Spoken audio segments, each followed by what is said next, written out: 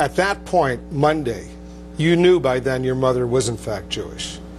I knew that my mother's parents were Jewish. She was born in a Jewish family. When she was a kid, she had converted and was confirmed in the Anglican Church.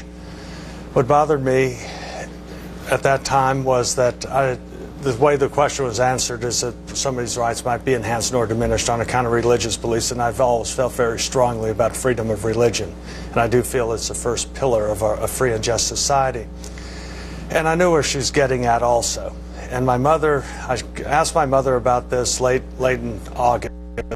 There was some article in, I believe it was called The Ford. A Jewish publication in New York. The Ford right. published a short article saying that you had Jewish ancestry. Right, and it talked about how somebody that they were in Portugal and then went to Livornia or someplace like that. And I always knew my mother was Italian and French and a little Spanish. And so I was with my mother, we were across the table, and I asked her, I said, you know, there's these rumors flying around here that you're Jewish or, you know, Jewish bloodlines and so forth. And I asked her, is there anything to this?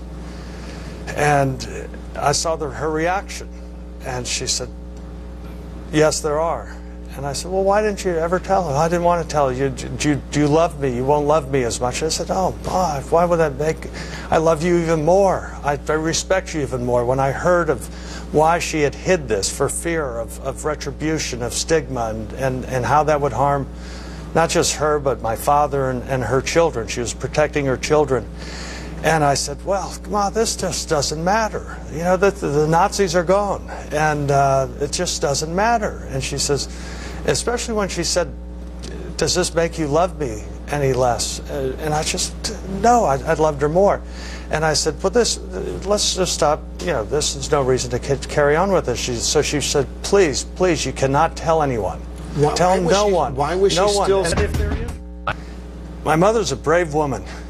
And what I've learned from this, I've learned a lot. This is learning about my heritage, and I'm very proud of my mother, and I'm even more proud of my grandfather. And I've been a leader for fighting against anti-Semitism and intolerance, but now it's personal.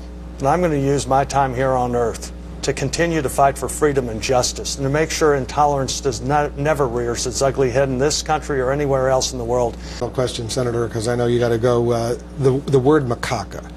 A lot of people, I never heard of that word before. A lot of people were wondering, where did you find that word? I made it up. Because in French, especially in Northern Africa, it's a derogatory term for dark-skinned people. The word in French, and my mother, as you saw in the Washington Post article, looked it up, and there is no such word in that dictionary. It's macaque.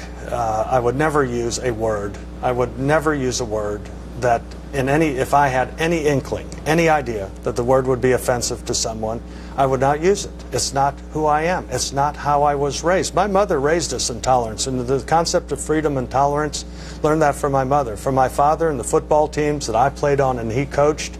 Senator, thanks very much. I know this has been painful for you, difficult for you, but... liberating in some respects as well. I suspect you're going to do a lot of family history right now. Yep. Thanks for coming in. Thank you, Wolf.